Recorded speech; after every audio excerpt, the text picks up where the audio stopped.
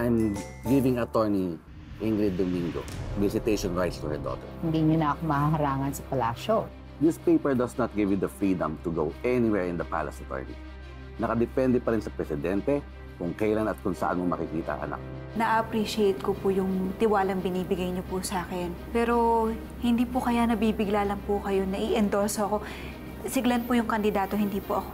Madam First Lady, we want you to run for president. Kasalanan mo to, Allegra. Ang dali sana ng buhay natin kung nandyan pa si Glenn. Nakaangat ngayon si Melody. Help us kung siya'y tatakbo for president. Mahal. Mahal? Ikaw ang tumakbo bilang presidente. This is a very, very good development, PGA.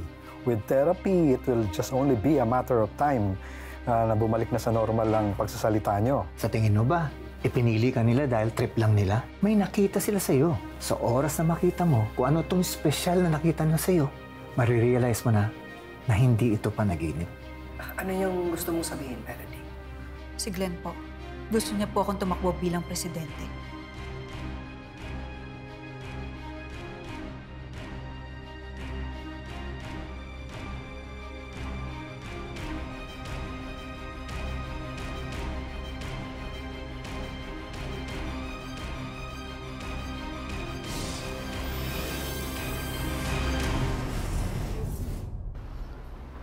Well, if PGA believes na you are the right person para pumalit sa kanya, oh then, expect our full support, Madam First Lady. That's right, Melody. Kung tatanggapin mo ang offer ng partido, we will assure you na kasama mo kami sa laban na to. So, I guess kailangan tayong gumawa ng campaign strategy for Melody. Ay, sandali lang po. Lilinawin ko lang po na hindi pa po ako nakapagdesisyon. Kailangan ko po munang isipin ito mabuti bago po ako magdesisyon.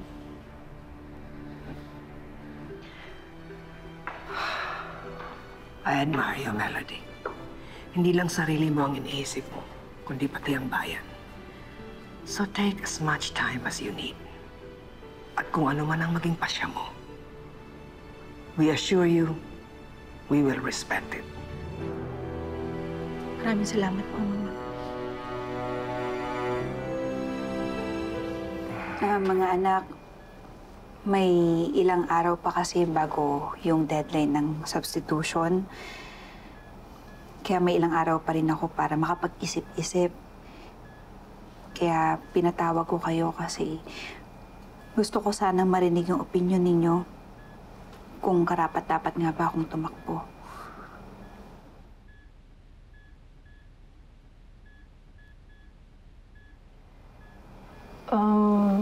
Mami, kung ako po ang tatanungin, I would say that this election is very crucial and we need a good leader. Someone who is kind, selfless, compassionate, and hardworking. Hindi katulad ni Senator Allegra who has questionable values. So, if you ask me, I would want you to run, Mommy. Salamat, anak, sa tiwala. One down. Dad, kung kakandidato po si Mommy, paano po kayo? Susuportahan ko siya, Nicole. Tulad ng ginawa niyang suporta sa akin. Salamat, mahal.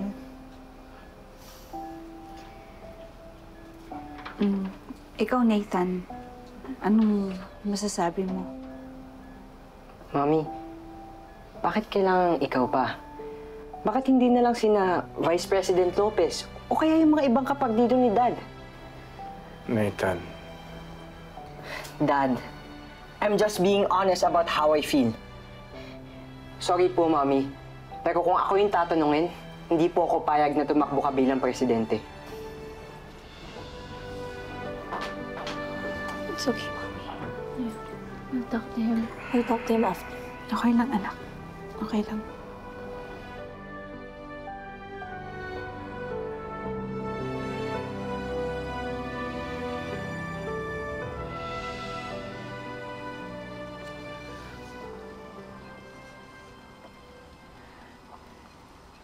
Nathan, pwede ba tayo mag-usap?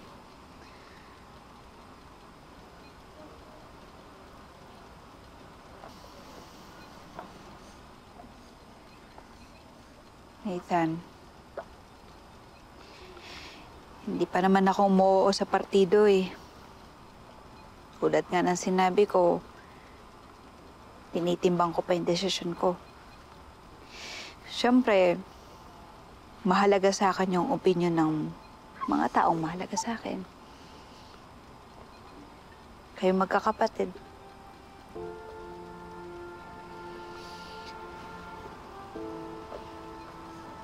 Ayaw ba akong tumakbo kasi mahahati yung oras ko sa pagiging mami sa inyo at sa eleksyon? Hindi naman po yun yung dahilan kung bakit ayoko kayong tumakbo. O bakit? Kasi sa tingin mo, hindi ko kaya kasi dati niyo akong yaya. Hindi po yun. Mami, alam niyo namang malaki yung bilib ko sa'yo, di ba? Di, anak, ipaliwanag mo sa akin para mas maintindihan ko. Nag-aalala ko sa'yo, Mami. What if ikaw yung maging next target ng mga may galit sa pamilya natin? Ayoko matulad kayo kay Dad. We almost lost him. Ayokong masaktan kayo katulad niya.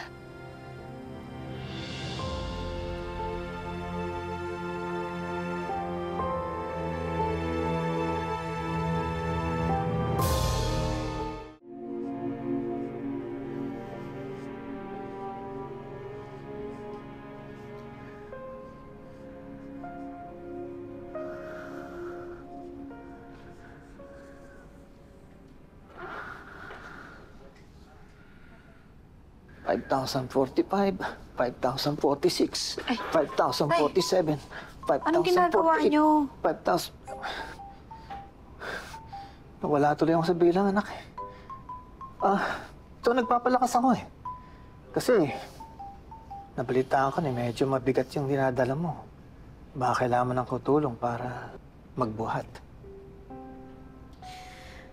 Kasi naman, Tay, nahihirapan po ako mag-decide kung tatakbo ba ako o hindi eh. Si Nina, paig naman po siya.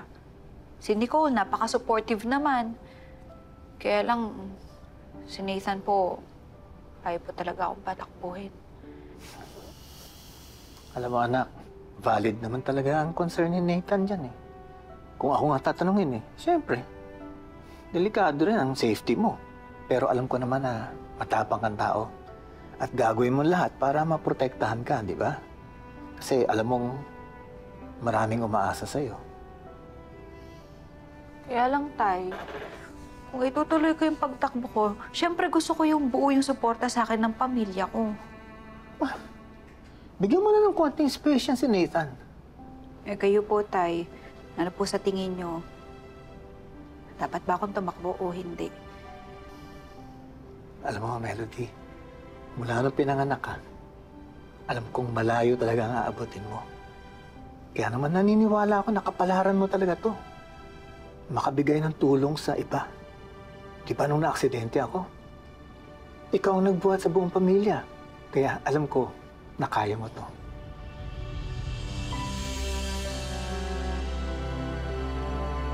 Makapagsimula na lang ulit. 1, 2, 4, 5, 6, 7. Secretary Reyes, ano po ba ang tunay na kondisyon ng presidente ngayon? I would like to address the public that the president is out of harm's way and is on the road to recovery. Is Vice President Ezequiel Lopez going to step up as the new standard bearer of ADP? Will he make an announcement soon? As far as I know, President Glenn is still the standard bearer of ADP party list. May mga grupo na nagre-request sa First Lady na tumakbo bilang Pangulo. May plano ba siya na maging substitute candidate ni PGA? Marnie, all I know is Madam First Lady has her hands full. Because aside from taking care of her husband, the president, She's also doing all her responsibilities as the First Lady of this country. So please, out of decency, let's leave her out of these political talks.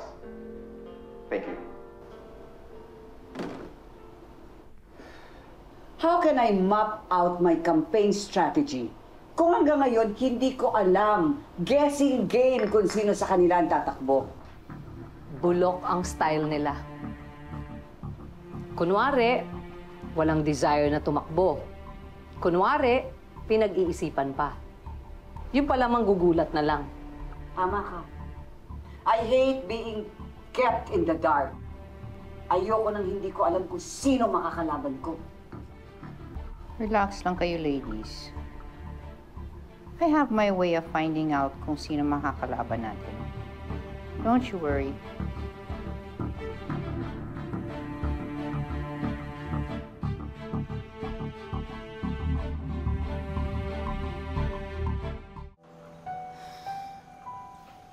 Mahal, relax ka lang.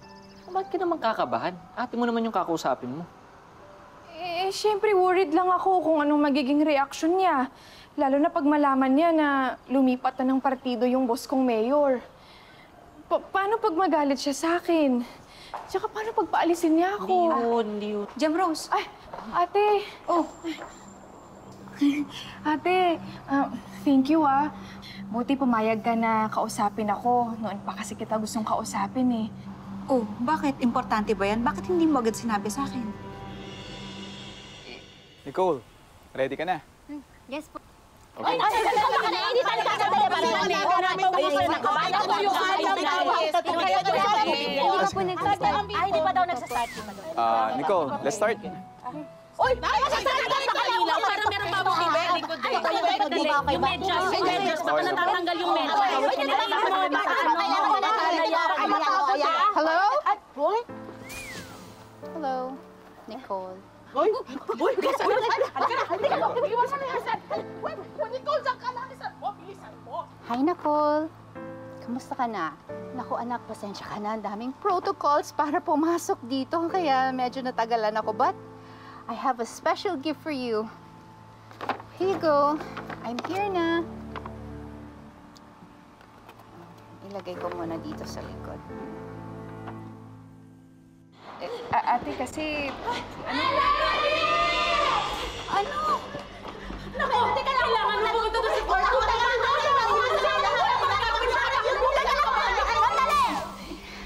Sabay-sabay kayo, wala akong maintindihan. Ano bang nangyari? Eh kasi friendship, puntahan mo na ngayon si Nicole. Ngayon din, magmadali ka na. Bilisan mo na. Nandun yung kalaban. Mahirap na ba? Ako ano ba ng bruhang yun sa kanya? Kinakabahan kami. Oo, Teka lang, sino bang dumating? Si Ingrid! Oh, okay lang naman kasi pinayagan naman ng korte si Ingrid na bisitahin niya si Nicole. Dide? Wala akong kailangan sa Puntahan mo lang. Delikado yun eh. Baka kutob namin. Dali na. Masama ang bad vibes ko dyan. Bad vibes lang ako. Jam Rose, pasensya ka na. Pwede bang sa susunod na lang tayo mag-usap? Kung gusto mo, i-text mo na lang sa akin, ha? Babawi ako, promise. Ha? Sige. Pasensya na. Tara na, friendship. Tara na. Dito na. Ayan na. Dito na.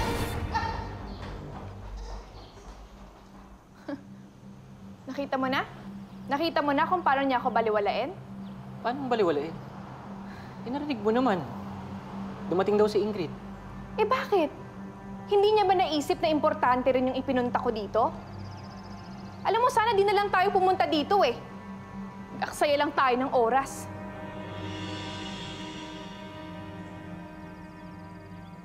I know the court granted you visitation rights po. But that doesn't change how I feel about you. Dati po buo yung tiwala ko sa inyo eh. Akala ko po, you really cared for me. Siguro po kung naging sincere kayo, baka na-accept ko po kayo as my biological mom.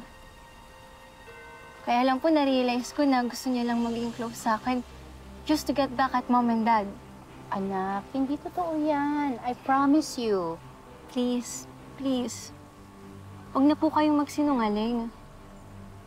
I'm young, but I know when someone is not telling the truth. Please po, if you don't mind, tutuloy na po namin yung therapy namin. Nicole, please.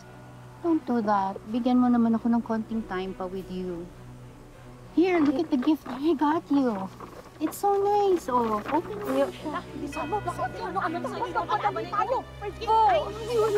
Ayoko po. Ayoko po. Ingat ka lang, ha?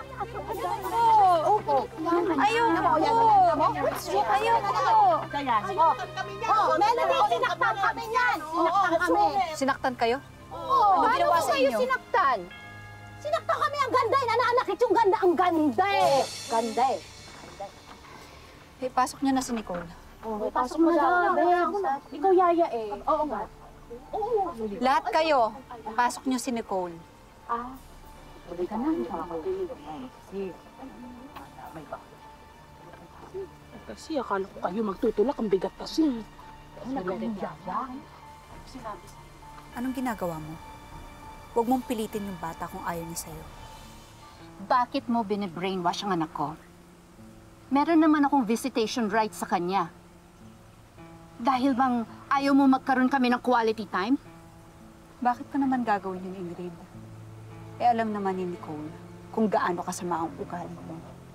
Hindi mo masisisi yung bata kung ayaw niya sumama sa'yo. Pinamigay mo nga siya noon, di ba? Bahala ka kung anong gusto mong isipin. Basta ako, meron akong visitation rights, sabi ng korte. Pero wala kang karapatan na puwersahin yung bata. Gawin mo pa ulit yan ng isang beses. Isusumbong na kita sa korte.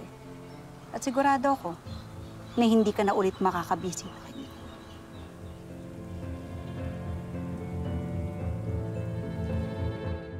Anak, balita ko sa therapist mo, lumalakas na daw yung legs mo, ah. Ay! Ang galing! At dahil dyan, may premyo ka sa akin. Napakaraming kiss. Uy, friendship! Baka malamog naman yung bata. Ay, nako. Pasensya ka ng friendship. Natutuwa lang kasi ako sa nabalitaan ko eh. Di bali po, Mami. Mas gagalingan ko po sa sunod kong therapy. Ay, nako. Alam ko namang gagawin mo yun. Mami, sorry po pala kung nag-away ulit kayo ni Tita Ingrid kanina. Ha? Paano mo nalaman? Ay, nako. Kasalanan talaga ng therapist yan eh.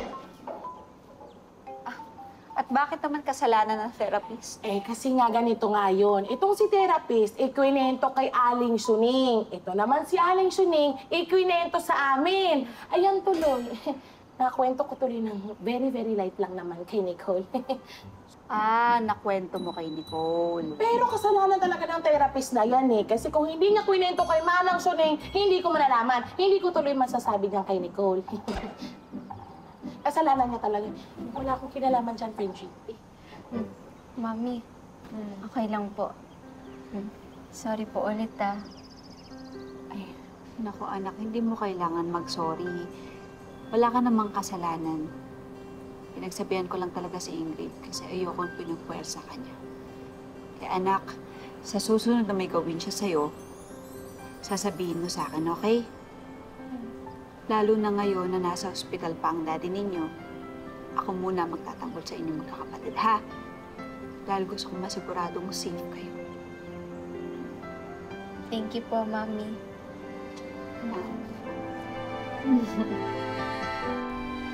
Oh, I'm Pak Jessie. Ito yung pasalubong ko sa inyo. Thank you, Lloyd. The best ka talaga. Ate Bayaw. Bayan ng datingan mo, ay! Nay, sorry. Nakalimutan ko yung pasalubong ko sa inyo. Okay lang. Okay lang sa akin. Joke lang, Nay. Nay, allowance ko po na naipon ko. Wow! Naman ang anak ko. Nakakatuwa. Ay, nako, hindi. Pero gusto ko, sa'yo ito. Para pag may kailangan ka, may huhugutin ka. Talaga po, Nay? Oo. Bayaw, dito ka na ba talaga o bakasyon ka lang? Tapos na ang training ko, Bayaw, sa Cebu. Dahil nagalingan sila sa akin, i-assign raw nila ako sa main office nila sa Mandaluyong. Kaya hindi na ako aalis. Ayan. Namiss ko namin eh. Oo nga. O ngayon at may trabaho ka na, siguro naman, pwede ka nang tumulong sa kuryente at tubig. Ay, grabe, no? Nako, bakit? Nung ikaw ba, yung unang trabaho mo, humingi ba ako sa'yo? Ha? Hindi, di ba? Abonado pa ako. Binibigyan pa kita ng pera. Taka-taka pa to. Okay lang po, Nay. Ate, ganun naman talaga ang bala ko eh. Para makatulong na ako kay Ate Melody. Oo nga pala. Buti nabanggit mo ang ate mo. Pinapupunta tayo sa palasyo. Palasyo! Parang pag-aay doon. Sasabihin sa atin. Ay, Nay, pasensya na po kayo. Hindi po ako makakasama. May trabaho po kasi. Okay lang. Okay lang. Si Gem Rose na lang. Kasama namin. Sige po. Nay, kayo na lang po. Marami pa kasi akong aasikasuhin eh. Ganun ba, ate? Baka pwede ka naman sumunod. Miss na miss ko na kayo eh. Sige, susubukan ko. Halika na, bisa tayo.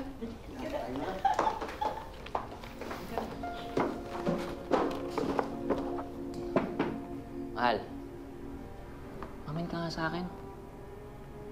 Ba't di ka pa sumama? May pagkakataon mo pa naman sana na sabihin sa ate mo na lumipat na yung boss mo kina Allegra.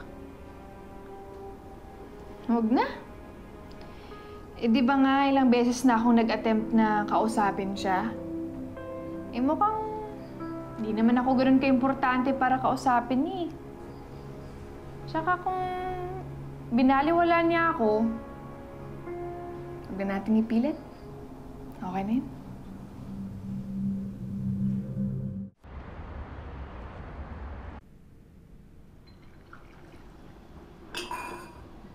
Buisit na Melody na yan. Kapal talaga ng mukha niya. I'm sorry, Ingrid, if I'm not so interested on your personal drama.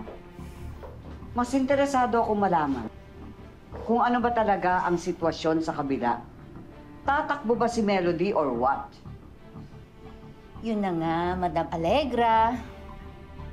Gagamitin ko sana si Nicole para mag-espiya sa mami-mamihan niya. Pero ito namang Melody, parang gumagawa siya ng paraan para magalit si Nicole sa akin. Kaya wala tuloy akong makuhang informasyon. So how's that? Waiting game tayo? Let's just assume na lang natatakbo si Melody. So we're prepared at hindi tayo nagugulat. I don't want that woman to have another upper hand on me again.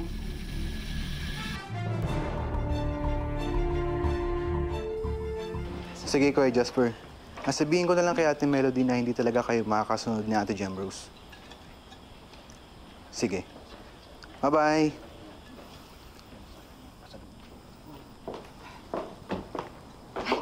Roy! Ate! Ano na? Miss ko kayo. Ay, naku, na-miss ka rin namin. Ate, pasalubong ko sa'yo. Oh, may paandar ka na ngayon na. Siyempre naman, Salamat. ate. Nagabala ka pa. Melody, kakainin mo ba yan? Bakit? Kasi kung hindi, amin na lang yan. Pasalubong eh. Kay Ate Melody yan, impact. Ate, kakatapos lang pala na yung magkausap ni Kuya Jasper. Baka hindi raw sila makasunod dalawa ni Ate Gem Rose eh. Ang dami raw kasing kailangan tapusing trabaho. Sus, dami daw trabaho. Ayaw lang makita si Melody, di ba? Ay, mo tumigil. Ate. Ay, pasensya na, anak, ha. Gusto lang kasi ni Gem Rose magpa-impress kay Mayor Castro. Ganun po ba, Nay? Iniiya nga po ako doon kay Gem Rose eh. Dumaan po siya dito. May sasabihin daw po siyang importante. Kaya lang po, hindi po natuloy kasi dumating po si Ingrid eh. Hayaan mo. Sasabihin ko sa kanya na kinamusta mo siya. Salamat. Teka nga muna. Bakit mo ba kami pinapunta rito? Ano ba yung importante sasabihin mo? Nay, huwag kayong mabibigla ah. Si Glenn po kasi.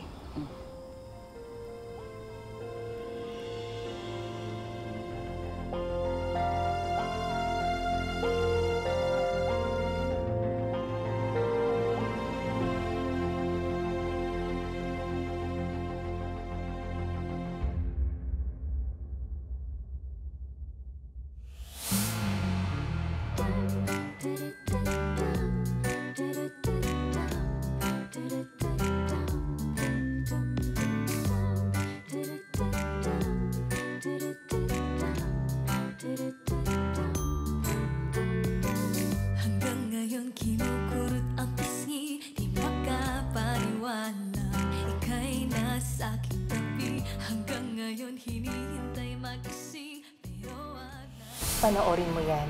Baka makatulong sa pagdedesisyon mo.